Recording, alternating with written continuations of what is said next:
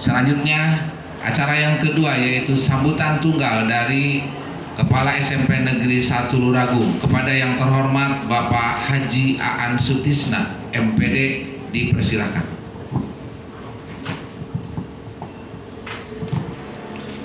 Terima kasih Ustaz.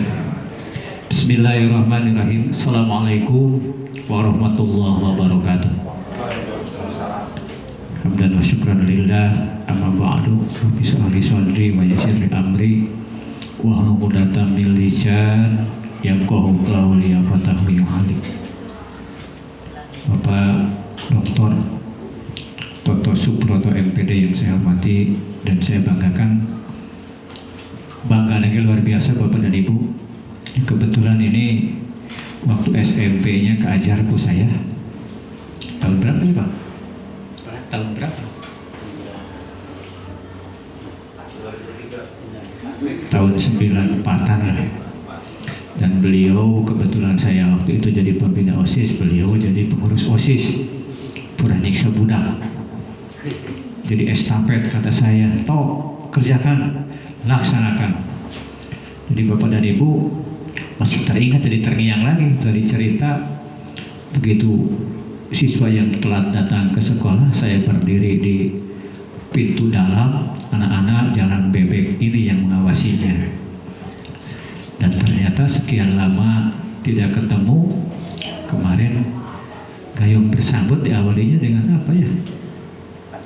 Oh iya, ada teman guru yang menyatakan bahwa ada murid yang ngajar di Unswagati. Alhamdulillah gayung bersambut. Ternyata saya cek Bapak dan Ibu, beliau ini jadi narasumbernya sekolah Kuningan yang ditunjuk. Itu narasumbernya Pak Adam, narasumbernya Pak Surya, narasumbernya Pak Toto, Pak Carsim, Ibu Elin ya. Pokoknya yang 7 orang. Alhamdulillah. Tadinya saya pesimis karena jam terbangnya sudah menginternasional. Nah, akhirnya kemarin saya waktu hari Kamis sidang rapat, saya ngontak, dipaksa Bapak dan Ibu. Sok merek naon deui. Bayana waktuna hanya 2 poe, Jumat Sabtu kudu daek. Sabtu baca apa? Alhamdulillah. Sesuai dengan permintaan Pak Ustadz Iman, Pak minggu ini harus tuntas. Karena saya nanya-nanya ke pengawas semuanya nggak bisa kan. Nanya-nanya ke Pak Arianto, aduh Kang Sabtu mah teu tiasa. Alhamdulillah. Inilah hikmah Bapak dan Ibu, nostalgia. Nah begitu datang ke sekolah, ya mungkin Pak Toto mah mengenal saya, tapi saya tadi itu agak rumpang rimpeng. Ini lain gitu tah. Karena sekian lama tidak ketemu, dulu waktu saya bina masih imut-imut ya, masih kecil, sering saya sinter kepada Ibu. Nah, alhamdulillah, di wajah nama rada familiar, ya, tapi ngaku saya Pak Toto teh. Bapak dan Ibu yang saya hormati, nah ini barangkali tadi kata Pak Ustadz, yarfa'illahul ladzina amanu minkum wal ladzina utul ilma darajat. Nah kita di momen yang baik ini, ya di hari Sabtu ini, barangkali kita bisa untuk menambah ilmu. Mudah-mudahan dengan IHT ini kita bisa meningkatkan darajat, khususnya Bapak Ibu pengajar kelas 7 yang harus tahu persis, karena mulai minggu besok kita akan mencoba, sekali lagi pada Ibu, kita mencoba menerapkan pola pembelajaran kurikulum merdeka yang kita kembangkan, yaitu mandiri berubah. Insya Allah nanti akan dikupas tuntas. Oleh karena itu saya khusus pesankan kepada Bapak narasumber, penekanannya dari mulai proyek dan aplikasi di kelas, serta tentang perbedaan dengan kurikulum 2013 dan kurikulum merdeka, terutama dalam yang kemarin kita bahas tentang KKM. Apakah bagaimana, karena apa? Karena untuk kurikulum merdeka ini kita masuk ke dalam inklusi Bapak dan Ibu. Kita harus memilah dan memilih siswa. Nah, inilah barangkali yang harus kita dalami, nanti yang akan disampaikan oleh Pak Dr. Toto Suproto. Yang selanjutnya saya sampaikan permohonan maaf Pak Dokter, tapi dari suhu mah upami di luar Masami ya tidak beda di daerah kami dengan di sini itu ya, suhunya panas. Nah, tapi barangkali bahasa Pak Toto nanti kalau komunikatif dalam bahasa Sunda mungkin ada yang beda. Kalau di kampung kami di sana yang namanya dina bahasa Sunda teh anu di urang mah saya, tapi di sini mah jadi ente, dewek Bapak dan Ibu. Kalau begitu saya datang ke sini dari urang mah dewek teh ke urangnya, di dia mah dewek teh ke ente. Tapi sih ke komunikasi dengan Bapak Ibu, dewek kemana boy? Jadi udah bengong. Saya pertama kali datang ke sini bengong. Si Eta nanya ke manehana, gitu. Ternyata di kita itu dewek itu ente. Jadi saya mah di sana dewek itu ai atau saya. Nah jadi banyak Pak yang unik-unik di Kuningan itu, bahasa-bahasa yang unik tapi kayak kayak Pine ya, kalau di Panongan ya kayak Pajeun ya. Nah ini kalau nanti komunikasi saya minta Pak Toto jangan hanya selesai di sini, jika perlu ada pelayanan di luar ini mohon dibantos Pak, dibantos tentu melalui virtual dan sebagainya. Intinya kami meminta ketrukan ilmu Pak Toto seperti bahwa saya ketrukan ilmu saya ke Pak Toto, cuman beda momen. Nah sehingga Bapak dan Ibu guru di SMP 1 Luragung ini betul-betul paham. Jadi ulahnya ukur kulit nawai. Jadi isinya apa itu yang disebut dengan kurikulum Merdeka Belajar, apalagi ditambahkan dengan mandiri berubah. Nah jadi jangan sampai pinter nyarita untuk bisa melaksanakan. Saya ingin bisa nyarita, bisa melaksanakan. Kita berpacu dengan teman-teman sekolah yang dibina lebih awal. Kenapa Bapak dan Ibu? Karena sampai hari ini saya tantang minta teman-teman yang sudah lebih awal diminta untuk memberikan materi di sini pada enggan. Nah, sehingga saya ambil sehunya langsung, jadi narasumbernya langsung.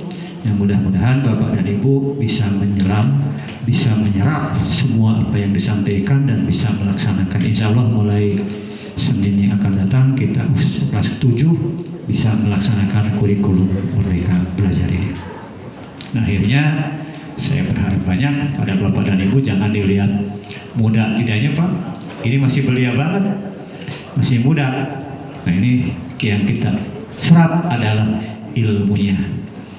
Nah, tapi tadi di ruangan saya mah tidak mau dipanggil Bapak sama saya karena kaget kenapa menjadi dipanggil Bapak. Tapi kalau di sini saya sengaja memanggil Bapak secara dinas. Dan apabila ada keperluan Bapak dan Ibu ingin komunikasi, beliau adalah guru matematika di Unsur Gati Cirebon. Itu dosen matematika di Unsur Gati Cirebon.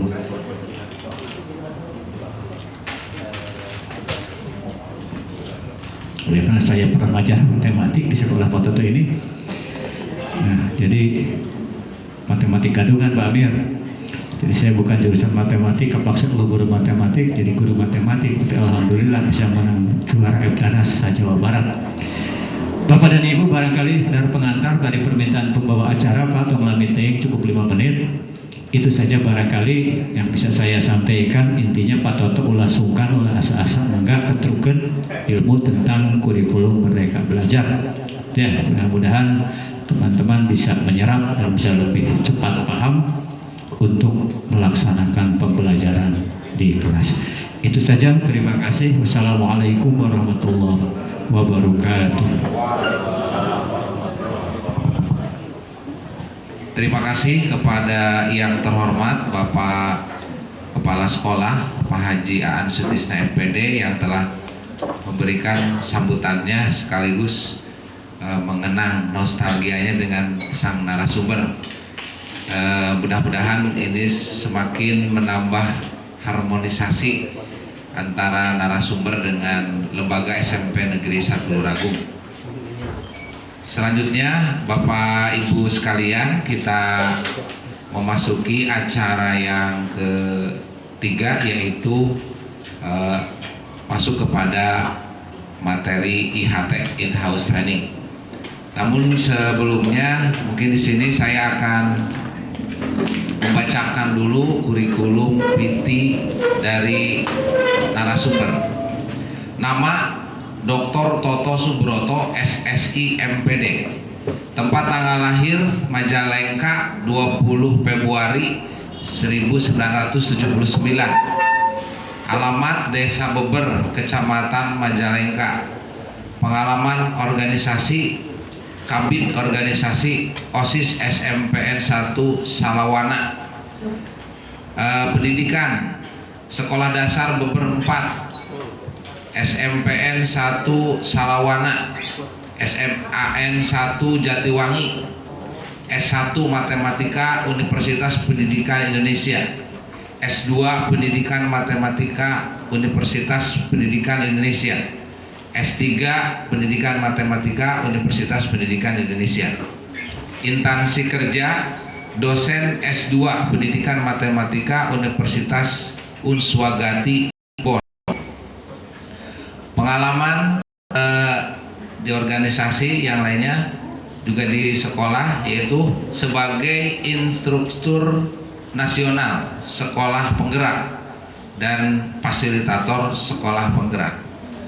Mudah-mudahan dari kurikulum PT ini kita bisa mendapatkan gambaran, dan tentunya dari kurikulum PT ini insya Allah narasumber ini kapabilitasnya sangat baik sekali, dan dijadikan narasumber oleh kita adalah hal yang sangat tepat. Terima kasih atas kehadirannya dan kesiapannya kepada Dr. Toto. Selanjutnya teman-teman semua, dalam IHT ini kami tadi sudah berembuk dengan narasumber.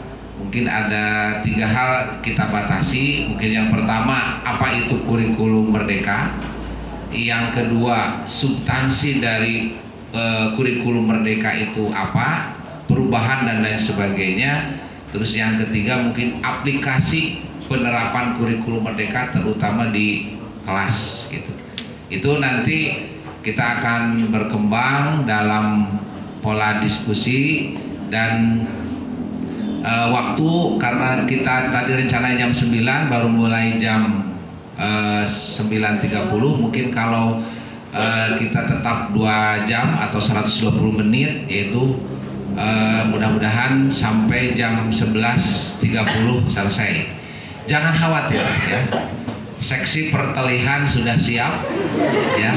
Jadi untuk makan siang jangan ragu-ragu, kami di sini panitia sudah menyiapkan ya. Jangan ada rasa takut dan lain sebagainya. Iya. Puntennya Pak Dokter iya gitu targanting. Iya.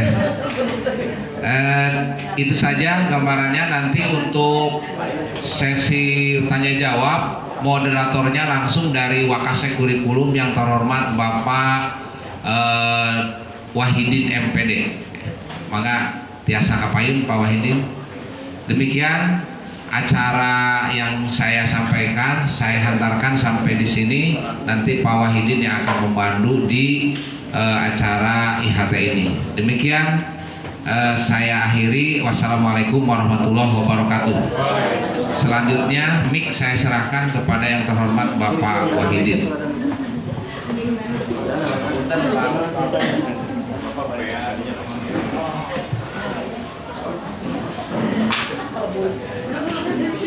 Ya.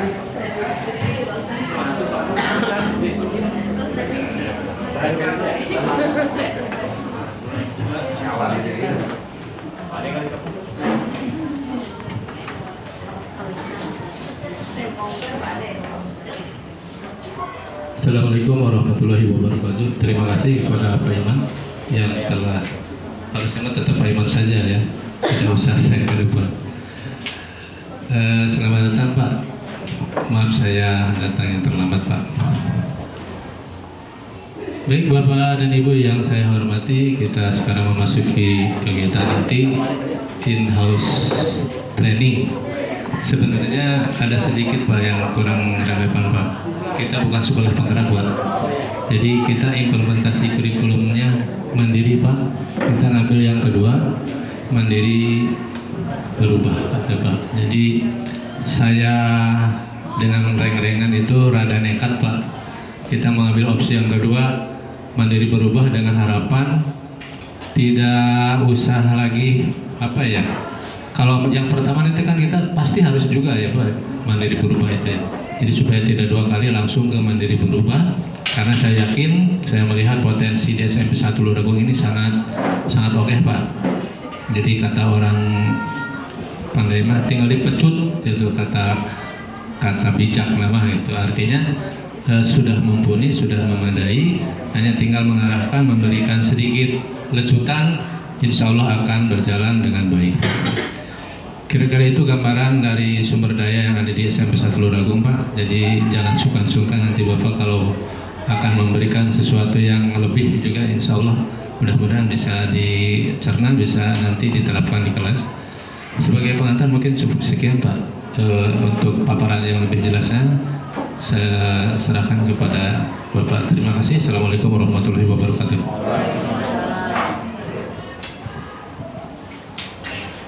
Terima kasih Pak Moderator. Assalamualaikum warahmatullahi wabarakatuh. Yang terhormat Bapak Kepala Sekolah SMPN 1 Luragung dan guru saya sendiri. Jadi guru itu nggak ada pensiunnya Pak, sampai seumur hidup Bapak itu masih guru saya. Jadi Pak Ani ini guru saya kalau nggak salah guru IPS ya Pak, ekonomi ya. Jadi mengajar saya banyak hal. Dan yang kedua Bapak Ibu, saya juga saya selalu mencantumkan pengalaman organisasi saya sebagai kabid organisasi di OSIS, karena sampai S1 hanya itu pengalaman organisasi yang saya dapatkan. Jadi dulu Pak An luar biasa memberikan pengalaman atau kebanggaan saya bahwa saya itu pernah jadi pengurus OSIS gitu Pak. Baik Bapak Ibu semua yang saya banggakan, perkenalkan tadi sudah dikenalkan oleh moderator, saya memang asli orang Majalengka, tetapi memang ngajar di Cirebon. Jadi 2 tahun yang lalu, 1 tahun yang lalu ya, 2021 itu saya dipercaya oleh GTK P4TK LB TK ya di Jawa Barat untuk diminta menjadi instruktur nasional. Dulu itu belum ada namanya Pak, Bapak Ibu. Jadi hanya apa gitu, namanya masih kurikulum prototype ya, kurikulum sekolah penggerak. Jadi saya itu sebagai instruktur karena pelatih ahli atau fasilitator sekarang namanya belum dilantik atau rekrutmennya belum selesai. Jadi waktu itu angkatan pertama itu sekolah penggerak itu sudah jalan, tetapi fasilitatornya atau pelatih ahlinya itu belum ada. Jadi akhirnya secara internal mereka merekrut instruktur-instruktur sebagai pelatih pada sekolah penggerak. Jadi waktu itu saya melatih, karena waktu itu saat COVID-nya lagi naik ya. Jadi Bapak Ibu, saya melatih dari NTB dan Sumatera. Jadi wilayah kerja P4TK PLB dan TKLB itu Jawa Barat, Sumatera dan NTB. Jadi selama saya latih itu selama 10 hari full. Dulu itu full Zoom meeting. Setelah itu baru ada rekrutmen fasilitator atau pelatih ahli. Nah setelah itu saya masuk pada angkatan kedua. Jadi angkatan ke-1 saya tidak masuk, angkatan kedua saya masuk sebagai fasilitator. Nah, sebagai fasilitator tiba-tiba disahkan bahwa saya itu harus mendampingi 5 sekolah. 5 sekolahnya itu yang pertama SMP 1 Kuningan, Padang, SMP 1 Lebakwangi, Pasurya, dan 3 di SMP Majalengka, yaitu alumni kita sendiri, Pak. Jadi SMP 1 Salawana saya dampingi juga, Pak Anto. SMP 3 Kertajati yang di Majalengka itu juga saya dampingi, dan yang satu lagi di Cingambul swasta, SMP Nasrul Huda. Jadi Bapak Ibu, itu mungkin pengalaman saya selama ini, dan pendampingan ini memang kalau yang mendapatkan sekolah penggerak yang pertama ini bukan mandiri, itu kami harus dikontrak selama 3 tahun. Jadi kami harus mendampingi sekolah tersebut selama 3 tahun. 3 tahun, tapi memang bertahap. Jadi tahun pertama seperti apa, tahun kedua dan ketiga. Tapi kepala sekolah sendiri memang harus 4 tahun ya Pak, nggak boleh keluar ya Pak. 4 tahun. Nah makanya tadi cerita Pak Kepala bahwa gara-gara sebentar lagi mau pensiun, jadi tidak bisa sekolah ini menjadi sekolah penggerak yang utama ya. Itu mungkin Bapak Ibu. Baik, kita mulai saja Bapak Ibu. Jadi apa sih kurikulum merdeka dalam sekolah penggerak ini? Boleh ya, kita lihat video dulu sebentar. Silahkan. Setiap tanggal 2 Mei kita memperingati Hari Kemerdekaan Nasional yang diambil dengan hari kelahiran Ki Hajar Dewantara. Melalui pendidikan, Ki Hajar berjuang melawan penjajahan. Seperti apa contohnya? Ayo teman-teman, Ki Hajar Dewantara terlahir dengan menjadi mahasiswa di Sudirman pada tahun 1889. Dia dibesarkan dalam lingkungan keluarga pahlawan Hajar. Jadi Bapak ya, bila nonton video gambarnya aja dulu. Kemudian dia bekerja sebagai wartawan. Nah ini cerita tentang latar belakang Ki Hajar Dewantara. Sejak muda, Hajar pernah memenangkan pemerintah kolonial bersama Glasgow dan Ciptaman Kusuma. Ia mendirikan English Publish pada tahun 1912 yang bertujuan mencapai Indonesia merdeka. Akibat kritiknya pada pemerintah Belanda dalam tidak sama aliran artis ekonomi, Ki Hajar berasal dari Pulau. Glasgow dan Ciptaman Kusuma membela sama. Sehingga akhirnya tiga selesai ini berhasilkan bersama-sama menjadi. Tidak apa-apa ya Bapak Ibu, videonya tidak terdengar. Ini cerita tentang Ki Hajar Dewantara saja. Pada tahun 1990, Ki Hajar terus mengkritik pemerintahan kolonial lewat tulisan-tulisan. Ia terus keluar masuk penjara.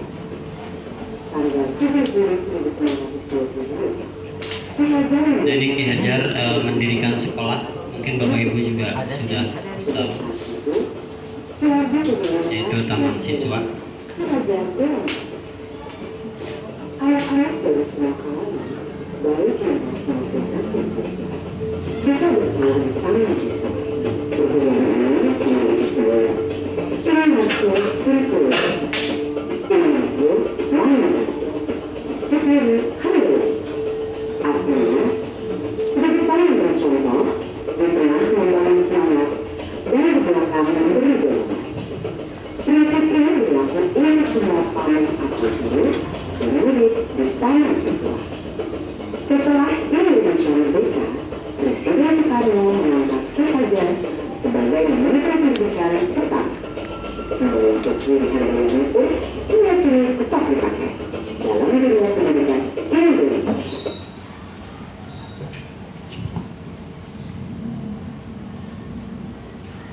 Bapak Ibu, saya izin berdiri di depan saja biar tidak Oke, boleh. Lebih mencair. Baik, Bapak Ibu. Jadi sebenarnya secara tujuan atau pendidikan nasional ini tidak ada perubahan. Jadi kurikulum Merdeka ini hanya penguatan terhadap apa yang dicanangkan oleh Ki Hajar Dewantara dan kelanjutannya sekarang. Jadi memang mungkin banyak sebelumnya kan banyak gosip, banyak isu-isu yang negatif bahwa ini akan jauh berubah. Tapi dasarnya memang tetap Bapak Ibu menggunakan filosofi Ki Hajar Dewantara. Jadi itu intinya. Lanjut Pak. Nah ini mungkin saya kira lanjut. Nah alasan dari perubahan kurikulum ini memang ini masih sebagai pilihan ya Bapak Ibu. Jadi belum ada kewajiban semua sekolah harus menjalankan kurikulum sekolah penggerak, kurikulum Merdeka sekolah penggerak. Jadi memang dasarnya itu adalah sebenarnya memang sudah direncanakan, tetapi dengan melihat pandemi itu menjadi ada percepatan gitu. Dengan adanya pandemi ini ada percepatan bagaimana implementasi sekolah penggerak ini. Nah, jadi Bapak Ibu intinya sampai sekarang belum ada kewajiban bahwa setiap sekolah itu harus melaksanakan kurikulum Merdeka. Tetapi memang karena kurikulum ini yang dilakukan oleh Kemendikbud, sedangkan PNS dan SDM dan segala macamnya itu di Kemendagri ya Bapak Ibu itu, sehingga sistem yang sekarang itu Bapak Ibu dinas harus melakukan perjanjian dulu dengan Kemendikbud atau bupatinya, baru boleh melaksanakan atau memilih guru-guru sekolah-sekolahnya untuk melakukan memilih sekolah penggerak. Jadi kalau tidak salah begitu Bapak Ibu. Jadi memang Kuningan ini kalau nggak salah baru tahun ini ya Bapak Ibu. Karena tanda tangan kerjasama dengan dinas Kuningannya itu baru terlaksana hari ini, dan memang itu ngantri ya Bapak Ibu. Jadi banyak kabupaten-kabupaten lain yang ingin untuk implementasi kurikulum Merdeka ini. Jadi memang harus bertahap. Jadi ini bertahap. Jadi tidak semua kabupaten kota itu melakukan secara serentak. Jadi bertahap. Salah satunya Kuningan. Oke, lanjut Pak. Nah, Bapak Ibu, dalam kurikulum Merdeka ini ada sebenarnya kata kuncinya itu ada 3 hal sebenarnya. Tapi ini saya bicarakan dulu di kerangka dasar kurikulum. Nanti kita akan bicara kerangka dasar kurikulumnya seperti apa. Terus nanti ini yang paling Bapak Ibu mungkin pernah sering dengar, profil pelajar Pancasila. Di dalamnya mungkin nanti ada dimensi dan segala macam. Nanti ada kenapa harus ada penguatan. Nanti kita bicara. Terus ada struktur kurikulumnya seperti apa. Nah, struktur kurikulumnya salah satunya yaitu menggunakan PASE. Bapak Ibu juga mungkin sudah pernah dengar. Terus ada prinsip pembelajaran dan asesmen. Itu yang akan kita bicarakan hari ini. Pak Moderator, kalau boleh usul, kalau misalkan ada yang ditanya di sela saya bicara juga tidak apa-apa Pak. Jadi biar tidak lost gitu, harus nunggu sampai sesi tanya jawab gitu. Tidak apa-apa ya Bapak Ibu. Jadi langsung saja kalau tanya langsung, biar kita anggap saja ini ngobrol lah, ngobrol santai. Begitu Pak Kepala, mohon izin. Ya, siap. Lanjut. Oke, kita lihat dulu kerangka dasar. Lanjut Pak. Nah, ini kerangka dasarnya memang Bapak Ibu yang saya kira terangannya lanjut aja. Lanjut. Nah ini bentar. Ini aja dulu. Ini. Oke. Saya kira saya perlu jelaskan ini saja, tidak perlu banyak teori. Jadi Bapak Ibu, di sini yang ditetapkan oleh pemerintah itu hanya tujuan pendidikan nasional turunannya menjadi profil pelajar Pancasila, baru standar kompetensi lulusan, terus standar isi, standar proses, standar penilaian, dan standar-standar lain. Dan yang terakhir ini turunannya yang ditetapkan oleh pemerintah adalah struktur kurikulum, capaian pembelajaran, dan prinsip pembelajaran dan asesmen. Jadi Bapak Ibu, hanya itu yang ditetapkan oleh pemerintah pusat. Nah, sedangkan di level satuan pendidikan, di level sekolah, Bapak Ibu itu bisa membuat kurikulum operasional sekolah di dalamnya, mengejawantahkan capaian pembelajaran dalam bentuk tujuan pembelajaran dan alur tujuan pembelajaran, terus mengejawantahkan prinsip pembelajaran dan asesmen. Jadi memang ada prinsip pembelajaran dan asesmen yang harus ditekankan. Yang paling utama itu asesmennya, Bapak Ibu. Jadi asesmennya itu jangan hanya porsinya lebih besar di sumatif, jangan terlalu banyak di akhir. Asesmen itu jangan di akhir gitu, tetapi di proses dan di awal juga harus dominan. Jadi memang perubahannya yang terlihat Bapak Ibu itu asesmen diagnosis atau asesmen awal itu lebih ditekankan, dan asesmen formatif atau asesmen proses lebih dominan. Jadi lebih dominan agar bukan hanya mengevaluasi siswa, tetapi mengevaluasi kita sebagai guru juga. Jadi asesmen formatif itu memang mengevaluasi pembelajaran baik guru dan siswa.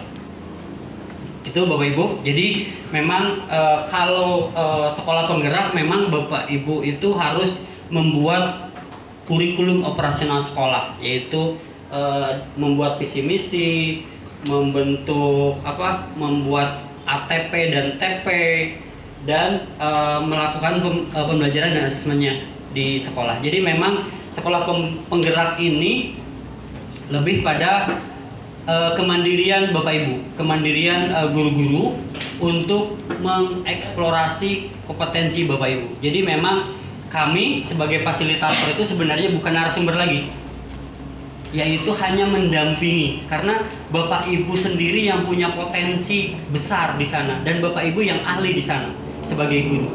Jadi orang luar seperti saya, fasilitator itu memang hanya memberikan dorongan, agar Bapak Ibu berkembang. Itu tujuannya. Lanjut Pak. Oke, nah ini yang paling banyak dipertanyakan ya Bapak Ibu. Ini profil pelajar Pancasila itu seperti apa? Bapak Ibu, kita lihat.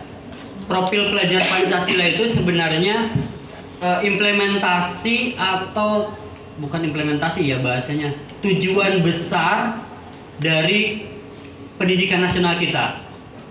Jadi kalau dulu kan mungkin undang-undangnya kan mencerdaskan kehidupan bangsa. Nah, turunan dari undang-undang itu di dalam tujuan nasional pendidikan kita itu apa? Nah, itu diturunkan menjadi profil pelajar Pancasila. Nah, di dalamnya ada 6 dimensi, Bapak Ibu.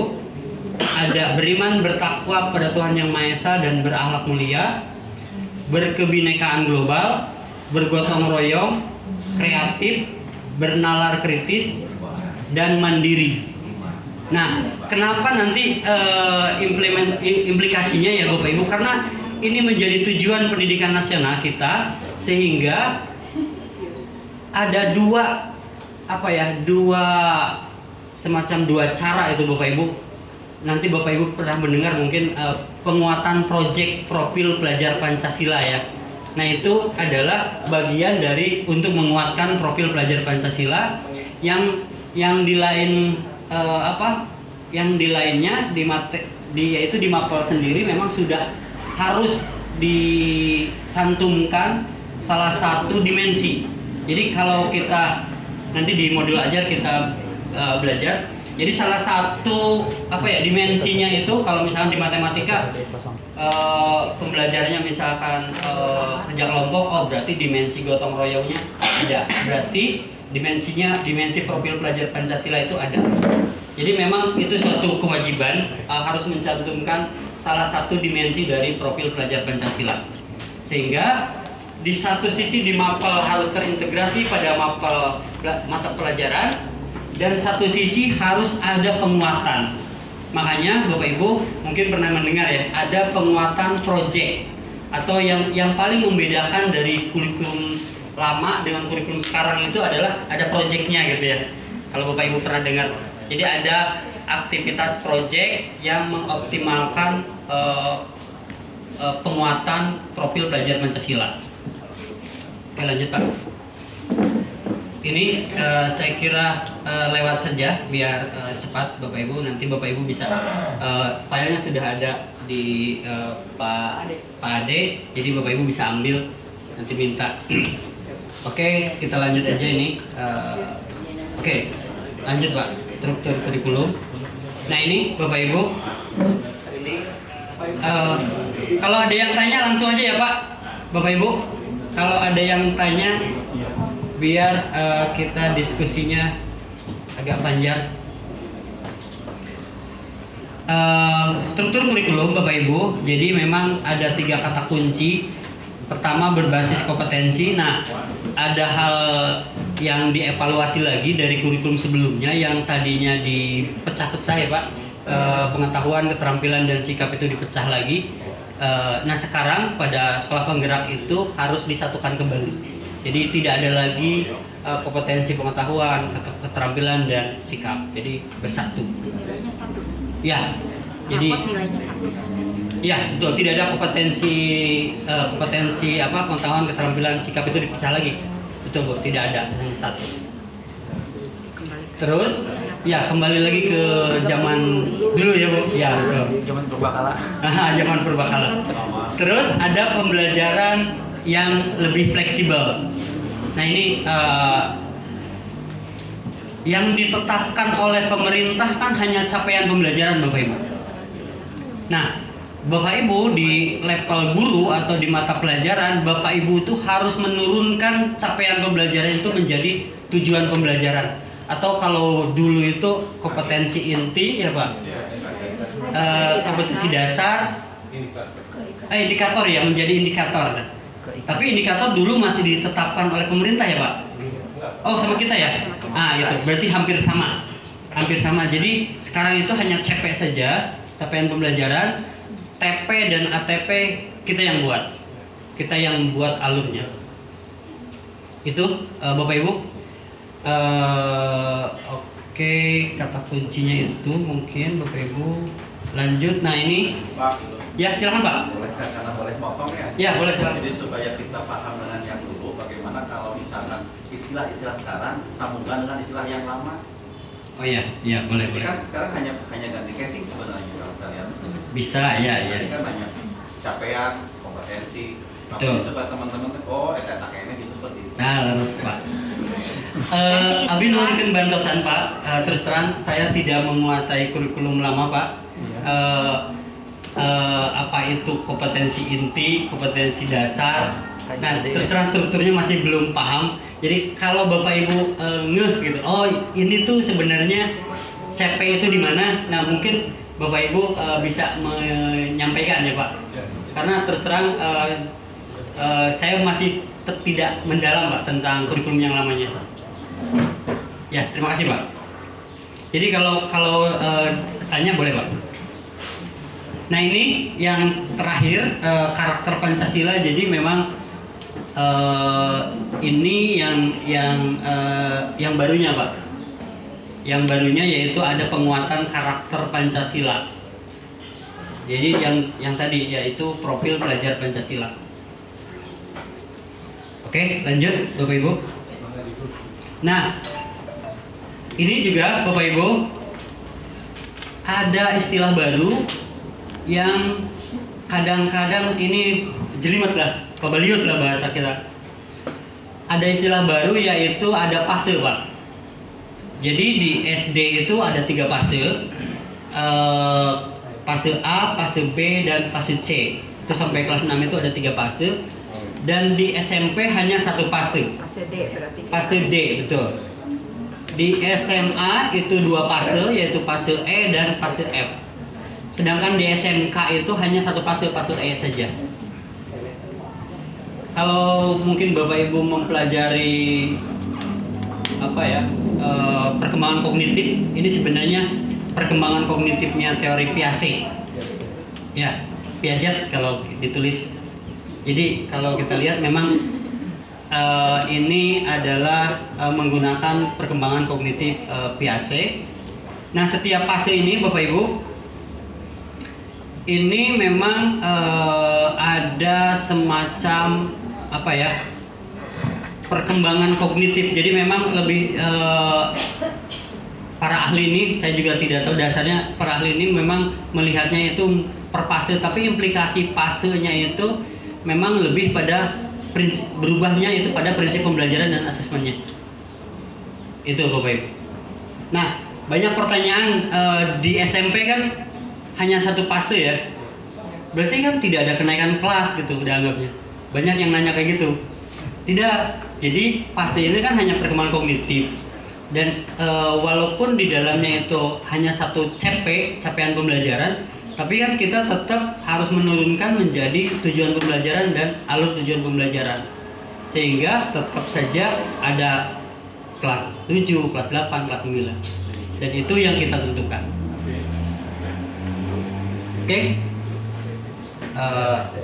Oke. Jadi struktur kurikulum Merdeka ini Bapak Ibu ada mapel biasa, di dalamnya harus ada dimensi profil pelajar Pancasila, dan ada project. Project ini terpisah dari mapel Bapak Ibu. Nantinya mungkin yang ini yang agak perlu memang banyak yang penguatan ya Bapak Ibu, karena ini yang berbedanya. Jadi project ini boleh Pak? Boleh ya? Atau nanti aja deh ikut ini dulu. Nanti project nanti mungkin saya sampaikan di akhir-akhir aja dulu Pak. Oke, saya kira ini. Nah, ini memang kurikulum Merdeka ini harus kontekstual.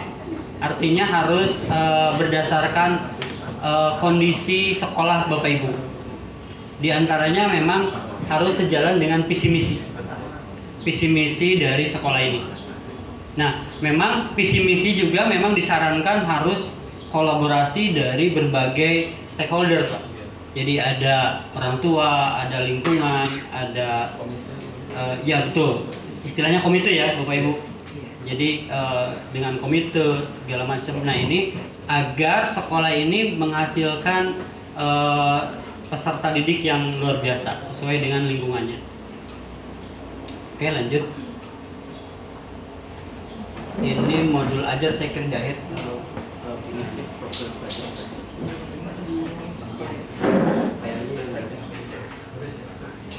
Nah, ini yang RPP ya, tapi nanti di akhir saja. Ini RPP itu sekarang bahasanya jadi modul ajar, Pak. Betul. Kalau saya ingat casingnya dulu itu RPP, sekarang itu modul ajar. Mungkin orang bahasa Indonesia di sini Bapak Ibu ada yang bahasa Indonesia? Oh ya, katanya kata ahli katanya, nggak tahu betul atau enggak Pak. Modul ajar itu lebih cocok istilahnya daripada RPP kan? Betul katanya Pak. Nah, bener tuh kita dirubah kurikulum nanti deh. Iya Pak. Jadi modul ajar. Nah, terus terang kami di dosen juga kan agak-agak miss ya, agak susah ya. Karena setiap semester itu kami harus buat modul Pak. Modul yang isinya memang materi ya. Tiba-tiba ada istilah modul ajar. Ini jadi hang Pak. Ini maksudnya apa? Oh, ternyata RPP. Ya, ganti aja ke slide. Ini memang banyak materinya Pak. Jadi mohon maaf, saya tidak buat satu slide, satu file, tetapi di profil pelajar Pancasila. Pak sambil nyari ini saya boleh nggak? Silakan Pak. Begini ya. Kalau dilihat dari Grand Design Undang-Undang Sisdiknas tahun 2003 nomor 20 ya, sekian itu adalah legal standing pendidikan Indonesia, karena sekarang mau ada revisi tapi saya kira tidak signifikan.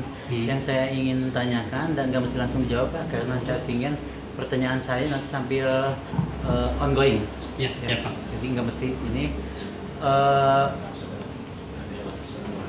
Grand design kita itu adalah goalnya adalah mempersiapkan generasi emas di 2045 tepat 100 tahun kemerdekaan RI. Ya. Dan saya sepakat Pak bahwa kurikulum itu harus berubah. Justru kalau tidak ada perubahan kurikulum, kita stagnan. Kita kembali ke zaman batu karena sifatnya dinamis ya. Jadi yang saya ingin penjelasan dari Bapak ya. Ingin penjelasan dari Bapak. Kurikulum zaman yang sekarang itu adalah menitik beratkan pada pola perilaku dalam konteks mempertahankan kearifan lokal. Ya, itu adalah prinsip dasar Ki Hajar Dewantara.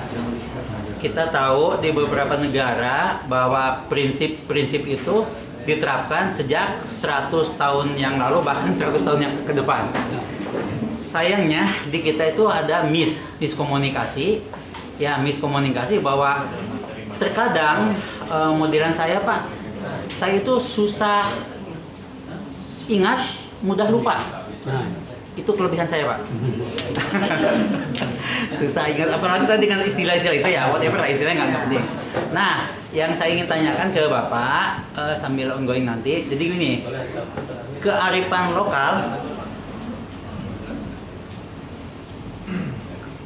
lokal kita ingin dipertahankan, tapi kita mempunyai tantangan sendiri Pak, terutama di daerah. Ya, bagaimanapun arus deras informasi teknologi, terutama HP, gadget, ya itu adalah modal yang terberat Pak untuk di era kita, era Bapak dan era kita, era milenial gitu ya. Sementara saya jujur aja saya gaptek Pak, ya. Sementara orang memudahkan akses gitu.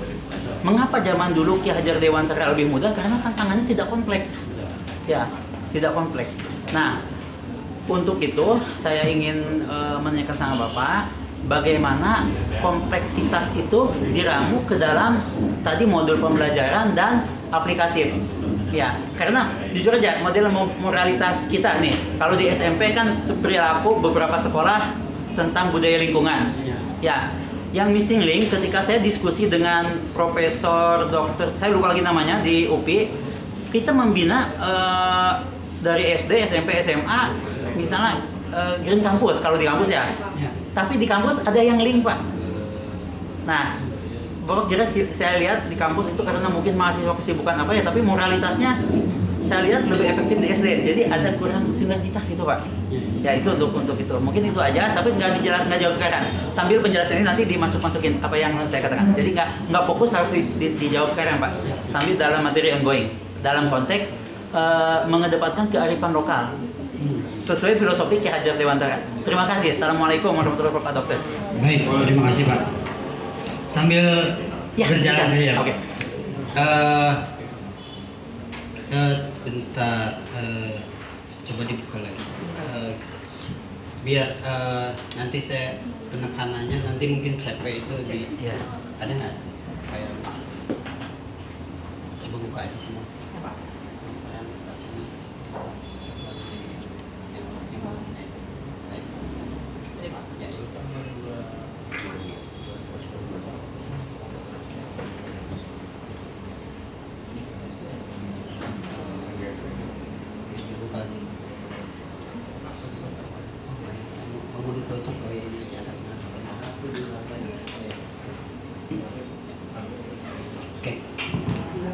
Baik, Bapak Ibu, sambil menjawab dari Pak Dede Pak. Pak Dede. Ya, siap. Pak Dede, memang Bapak Ibu, salah satu problem kita itu masalah integritas manusianya gitu. Nah, Mas Menteri ini memang terpikirkan bagaimana membuat tujuan pembelajaran itu biar lebih terbayang. Jadi salah satunya dengan membuat profil pelajar Pancasila. profil pelajar Pancasila inilah yang semua sekolah itu harus terarah atau mengarah ke sana.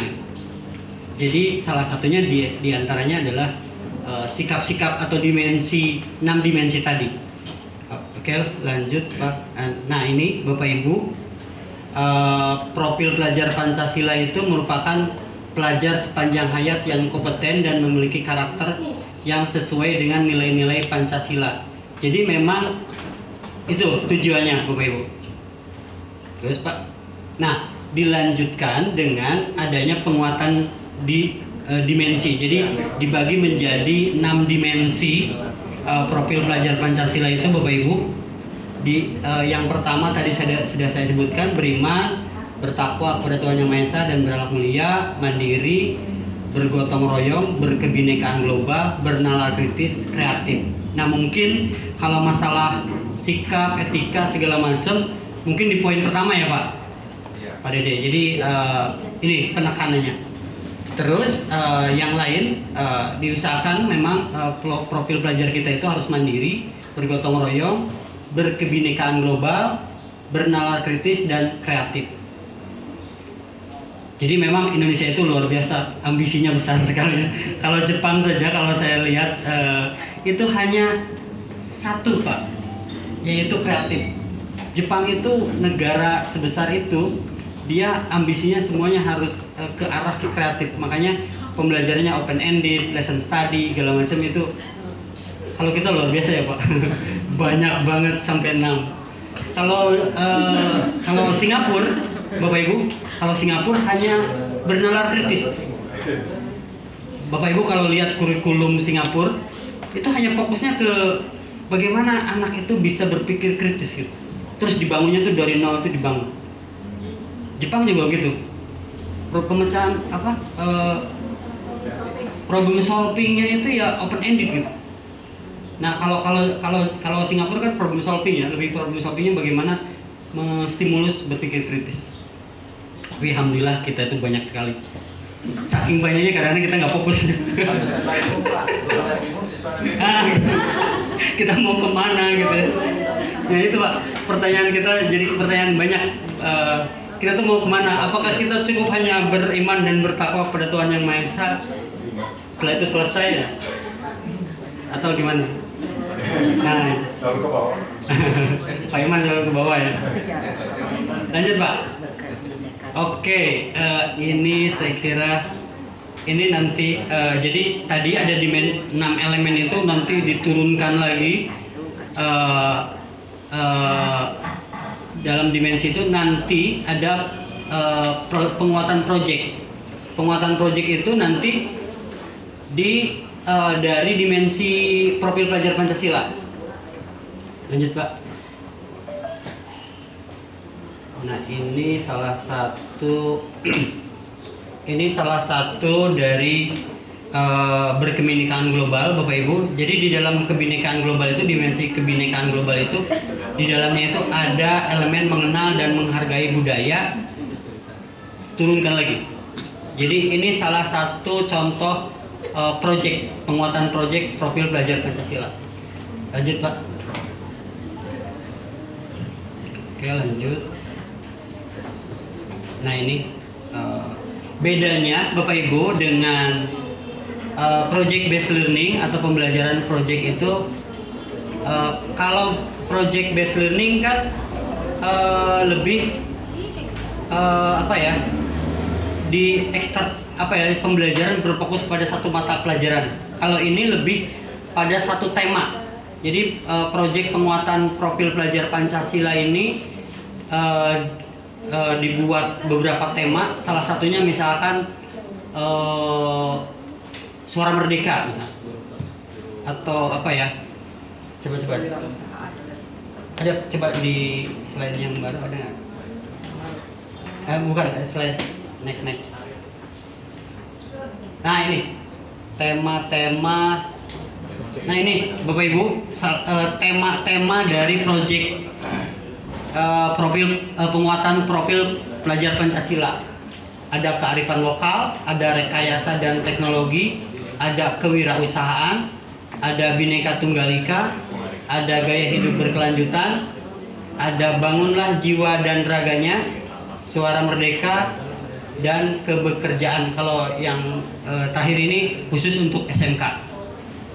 Jadi ini Bapak Ibu. Nah, mungkin saya cerita aja yang di Lebakwangi Pak Surya, Pak Surya ini mencoba membuat proyek itu dari tema suara merdeka. Suara merdeka dalam bentuk pemilihan ketua OSIS. Jadi siswa-siswa yang aktif di OSIS itu memiliki kelas tersendiri, siapa aja, sehingga dia melakukan tahapan-tahapan bagaimana pemilihan ketua OSIS yang baik. Kalau di SMP Salawana, Pak Anto, salah satunya yang Pak Anto itu adalah mengambil tema gaya hidup berkelanjutan dengan sekolah hijauku sekolahku ya, hijauku sekolahku. Jadi dengan banyaknya penanaman tanaman agar mungkin, karena sekolah Salawana itu betul tadi Pak Kepala kaget pas kesana ternyata gersang ya Pak, gersang dan kumuh. Setelah Pak An meninggalkan SMP Salawana, jadi kurang ini ya. Dulu waktu zaman Pak An, kami ini SMP Salawana itu yang selalu yang terbaik ya Pak, di NEM-nya itu, atau nilai apa ya Pak? Nilai Eptanas murni ya.